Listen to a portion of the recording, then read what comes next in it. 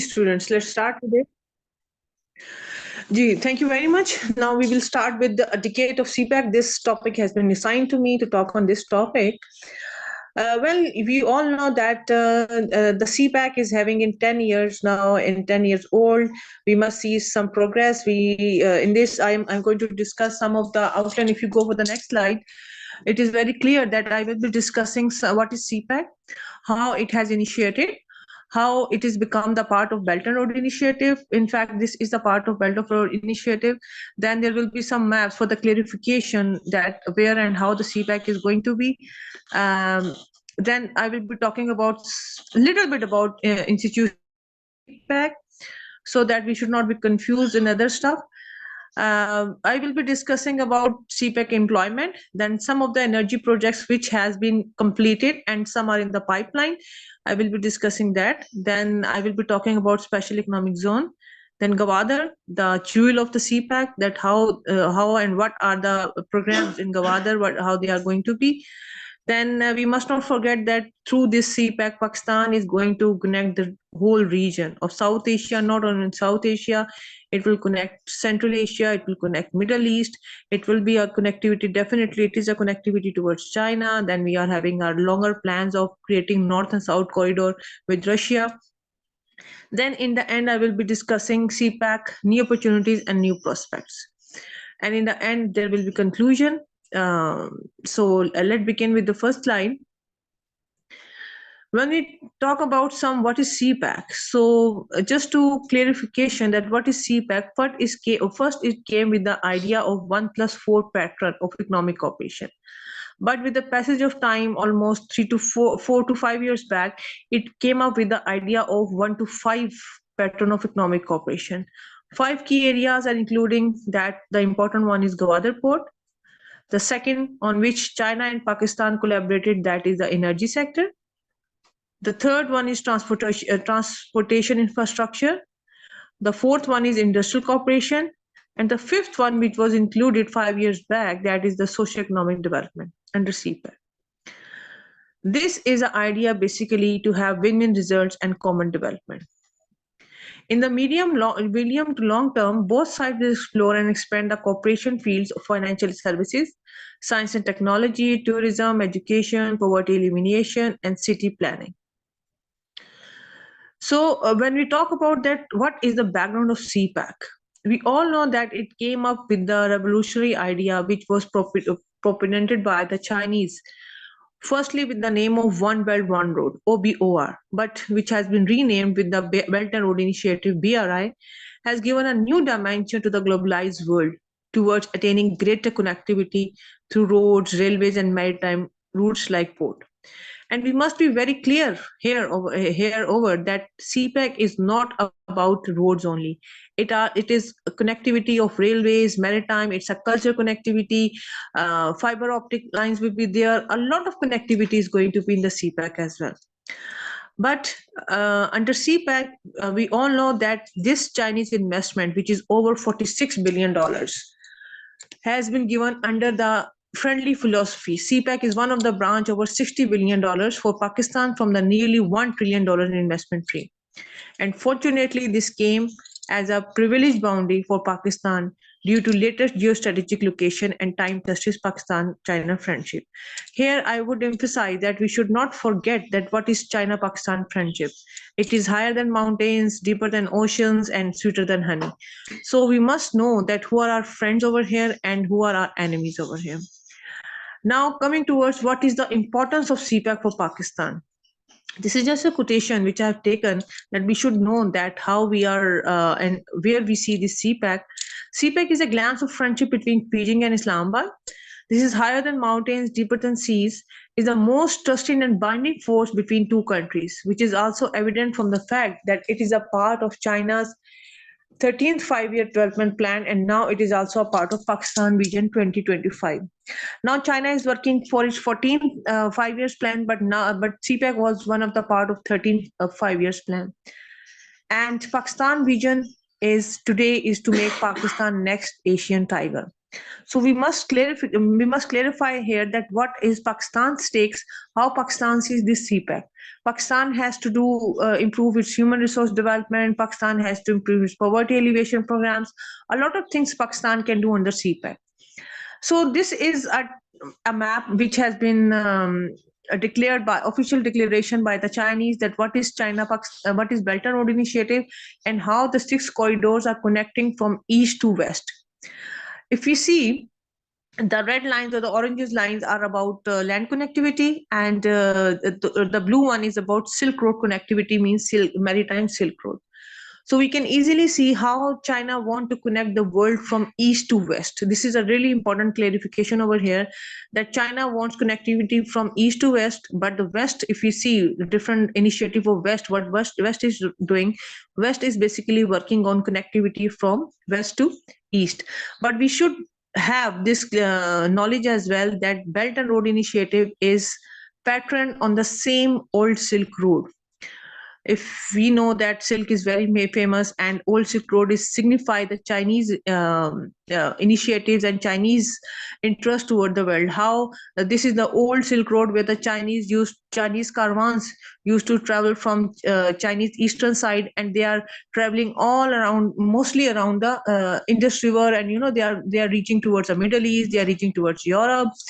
So this is the same thing, on the same pattern they had developed their strategy of Belt and Road Initiative as well. Coming towards the next next slide, that what is Belt and Road Initiative currently. I have told you about the old Silk Road, but now what Belt and Road signifies in the current world. It's about total trade estimated between 4 trillion to 8 trillion. Chinese investment in Belt and Road countries estimated to be $50 billion. It is covering more than 120 or 102 countries with 60% of world GDP and 85% of the world population. Nearly they are going to create, and they have created some of the economic zones, just 56 to be built in BRI countries, where $18.5 billion investment and estimated location of 85 million jobs. Belt and Road Initiative will provide assistance worth of 8.7 billion. That makes about 60 billion RMB to developing countries and international organizations for new projects. It also makes an additional contribution of 1 billion to South-South cooperation. We should not forget this South-South cooperation, that China is really interested in this South-South cooperation, what is happening in its south as well. If we talk about Yunnan, if we talk about Burma, if we talk about their southern countries, and then in the South Asia as well, Kolkata, Pakistan, these are the regions which are South-South cooperation. The Belt and Road Initiative is having a large plan of investing in South-South cooperation as well. So in the end, Belt and Road brings new and more initiative transport links which make it easier for companies in different parts of the world to get involved and benefit from it. Why I have given more, like in the beginning, I have given more importance to Belt and Road Initiative, because you cannot understand CPEC without Belt and Road Initiative. And if you see what I have taught till now, that in Belt and Road, they are having their connectivity plans, they are having their economic zones. This thing has been done in China itself by the Chinese from the last 40 years. And now what China wants, that China wants the same strategies almost all around its partner countries to be implemented, where people or the country should have their own made in products. Like in everyday use, we used to have this Chinese product made in China. So when these special economic zone will develop in some country, so they will have definitely with their name made in Pakistan or made in Bangladesh, or jitne project ho gaye. So we have to understand the mechanism of Belt and Road Initiative as well. These are the 5 key goal areas of Belt and Road Initiative. This is available in the preamble of BRI as well. That first of all, they will talk about policy coordination. Then there will be facilities connectivity.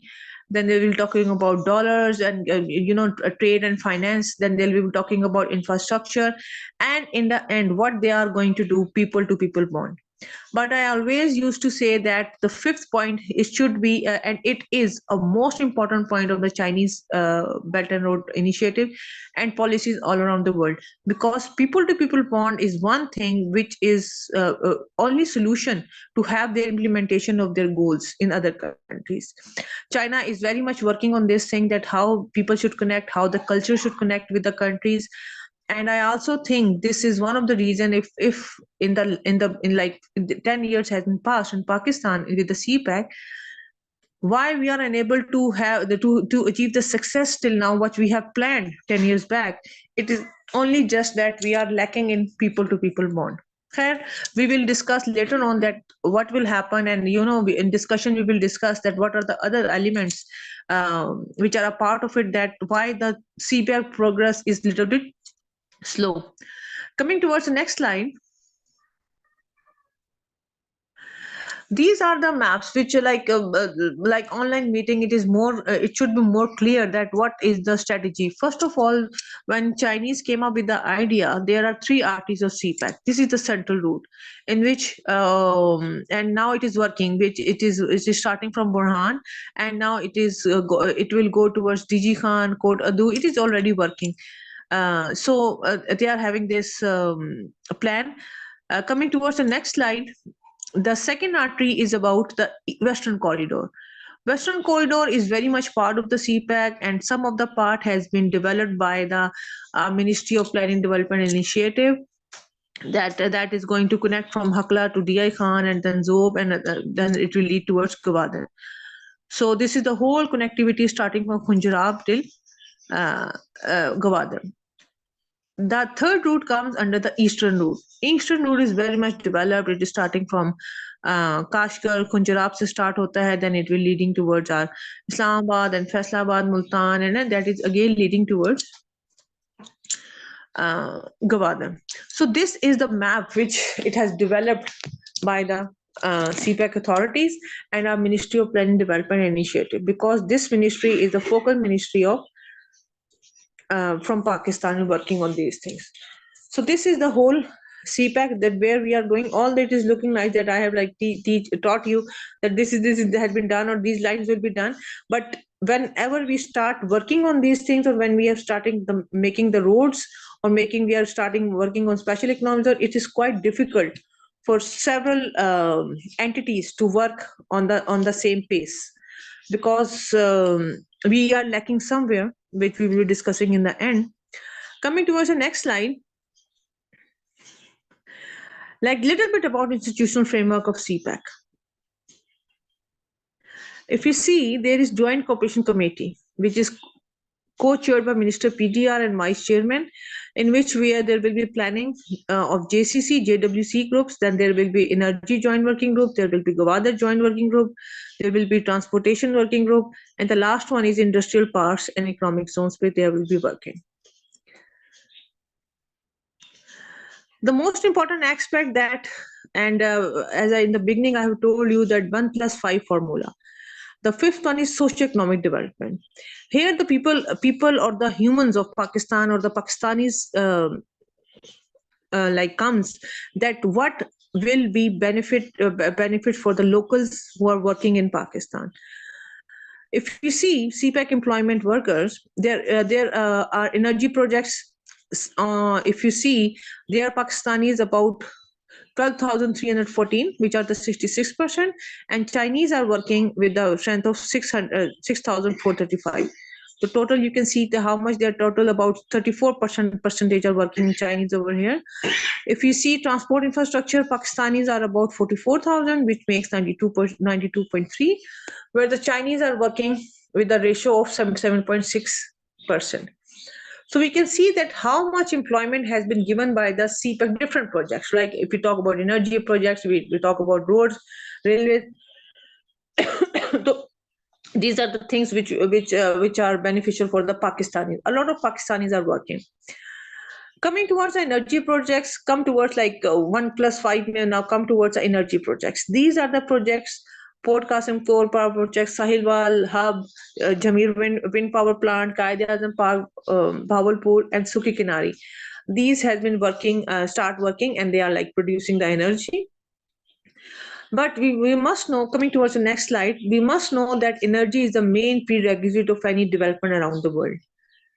Unfortunately, Pakistan holds lowest per the capita consumption of electricity in the world.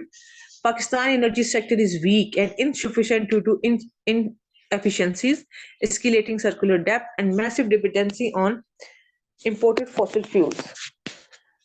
Energy and industrial development, which we are knowing with the SCZ, is an important component of CPEC, from which 27 projects have been completed with an investment of 19 billion US dollars. These are the latest figures. I have written an article. These are the latest figures which I have taken, and you can see these projects and current status on there is really that is available on the Ministry of Development and Initiative.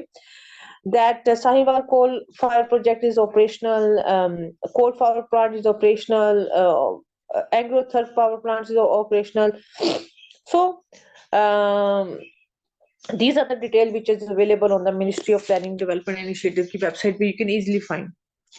Coming towards the next slide, what we have got so far in transport infrastructure. If we see Peshawar Karachi motorway, that has been completed with the length of 392 kilometers. Then we have completed the Orange Line metro train. Then we are also completing the cross-border optic fiber cable. I have several times traveled from this Hakla to DI Khan motorway, which is really beautiful and really mesmerizing. Memories are there. That is really a really good way to go. Then the last one is KKH phase 2, which Havelia and Thakot section, which has been already completed. So if we see the 10 years, so we have completed a lot of things. We have completed in energy sector, we have completed our transportation sector. But this is very unfortunate, the current slide. If we talk about special economic zone, the industry is our zone, we are very much under constructed and in pipelines. The most important special economic zones which we have designated to Rashagiri special economic zone, that is unfortunately again under construction. A lot of things should be done till now. अभी हमारे यहाँ पे industries चल रही होती हैं, बड़े मजे से हमारे यहाँ पे लोगों को रोजगार मिल रहा होता, पॉवर्टी लेवल कम होता, बट अनफॉर्चुनेटली अंडर कंस्ट्रक्शन है. Same with Dhabeji, Allama Iqbal industrial zone भी है, Boston Special Economic Zone under constructed. The same with ICT Model Industrial Zone, that is in the pipeline, and the last one Industrial Park and Pakistan Steel Mills Land. So let me like explain you over here that this is the most important thing that we should work on special economic zone, ताकि हमें ज़्यादा से ज़्यादा employment और increase हो. This is the map which I want to show you, that we must know like what is Gwadar. Always we to say Gwadar. Gwadar is a deep seaport. Gwadar is this, that is located in Balochistan. Always remember that Gwadar is almost 4.34 kilometers away from. It's a part of Balochistan, but it is a road sort of, or it is an extension of our creeks. And this is the Gwadar for which we are having several plans to make it as a jewel of, and we have declared it as a jewel of the CPEC. So this is the detailed map of the Gwadar, in which we are having a lot of plans. In next slides, I will be discussing that. But never forget that as in the beginning, I have told you that Gwadar is going to link with the regionalism, right? If you see, the Gwadar will link to Turkey, Gwadar will lead to Russia, the Gwadar will be consulting this all Central Asian states. We will have our linkage with Kazakhstan, China, and economic CPEC is all about China and Pakistan economic zone. All the time we are interested to have more and more participants to invest in CPEC. Gwadar will link to Bhutan, Gwadar will link to Nepal, Gwadar will link to Mongolia. So if you see that we are very much interested, and the strategic location of Pakistan, that Pakistan is a country which can be easily connected with the world through this CPEC. So we have to be very hurry, and we have to create more and more things, especially the special economic zones, to make more and more products, and our products should be go into these areas, go to these countries, so that we can be recognized over there that our good quality products are made in Pakistan. So these are the other port plans that what we are working on it. We are having a plan to develop a port of free zone, this Gwadar. Then we are also having a plan of Gwadar Smart Port City Master Plan here. Then we have opened this China Technical and Vocational Institute at Gwadar, in which the Gwadar people should be invited and they should be taught over there with their techniques, with some of the special things, that could be language, that could be any technical thing, so that the people of Gwadar should learn and they should give something to the CPEC, or give something to their country. Then we are having East Bay Motorway in Gwadar. So other things are working. One thing I have written, I have forgot to write over here, that is the Gwadar Airport, which has been gifted by Chinese, and I think 95% or 90% has been done. Work has been done, and very soon we are going to open it. I think in September there was opening of Gwadar Airport, but I think due to again some bureaucratic hurdles, we remain unable to open it. So Gwadar, may we are having state of the art Gwadar Airport over there as well, which will be opening soon. Coming towards the next slide.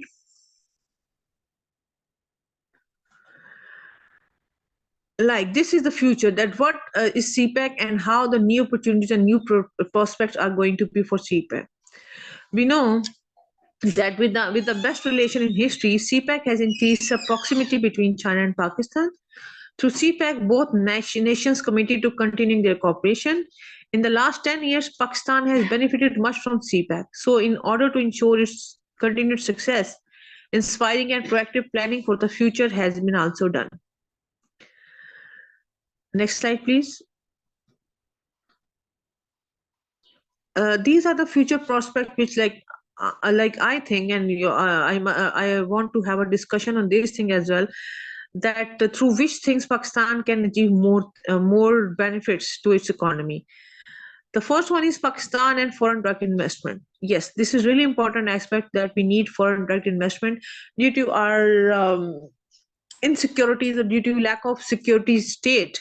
Like, we are unable to invite the countries to come in Pakistan and invest. But Pakistan and foreign direct investment, you can see that is easily available if we are going to make our special economic zone more vibrant, and we should work hard to establish them as soon as possible. So Pakistan and foreign direct investment is first point. Then I have given you already have shown you the map, that how Pakistan is a greater regional connectivity. We can connect with Afghanistan, we can connect with Iran, we can connect with Turkey. So Pakistan is having a lot of opportunities, that Pakistan can easily connect with regional connectivity. We can make more roads, we can make railway tracks, we can also bypass some pipelines. We have Gwadar, which is having a proximity to the Persian Gulf. Never forget. So we can avail this opportunity, that from Gwadar we can have a trade, we can develop special economic zones over there. It is going to be very easy that we should have this Oman के बहुत बड़े बड़े special economic zone बने with the help of Chinese. So we can also have, but here I just want to include one thing, that Oman is very much powered by India. So this is the right time that we should power our Gwadar, so that we can have an eye on India as well, that what they are doing in our neighbors. Then we should have new products, and the new products we can easily sell in Africa. Although Africa has been used as a laboratory by Chinese, they have started their programs 20 years back over there. But and the same programs are running in CPEC, running in different parts of the world. So Pakistan can easily make it products, and Africa is a bigger market for Pakistan. So we should work to maintain good relation with Africa as well. We should not forget the urbanization aspect of special economic zone under CPEC.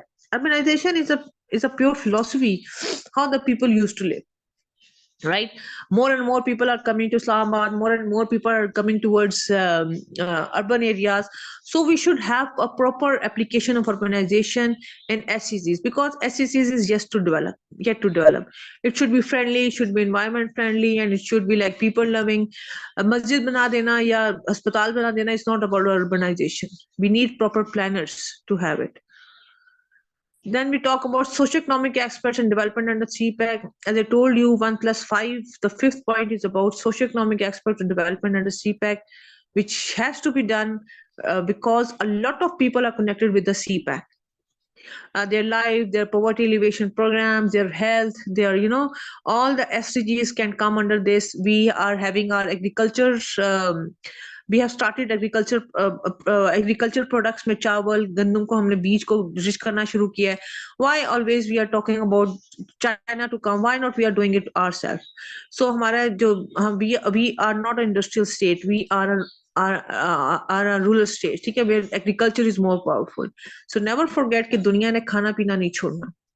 ठीक है, तो we should work on this, how we can have our चावल का बीज हम कैसे enrich कर सकते हैं. So CPEC is very much related with socio economic aspects. ये चीजें हमें जरूर देखनी चाहिए.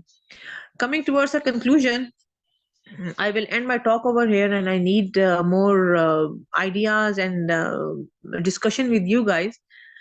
That we have seen that in the last decade, BR and CPEC present a number of advantages. It's crucial to remember that in order for them to be successful in long run and promote inclusive development, there are also issues and factors to be taken into account regarding the sustainability of the debt, geopolitical ramification, environment impact, and local community engagement. Through collaboration in a number of industries, the CPEC will facilitate technology, transfer of knowledge, sharing between China and Pakistan. This could aid in improving Pakistan's technical process and human capital growth. I would end my presentation over here. The next slide, please. On this quotation, that this is one of the positive aspects of globalization, where borders does not impose limits, checks, and restrictions to create walls of distrust. Free flow of trade, goods, capital, and idea could gestate a new world. As old saying goes, that where caravans start crossing the borders, the army usually will hesitate twice to do so. So free flow of trade, good capital, and ideas could gestate a new world. So I will be ending over here an overview of CPEC, that what we have achieved so far and what is the future of CPEC for Pakistan. Now I would like to have want to give this podium to Sabir again, and if comments, welcome.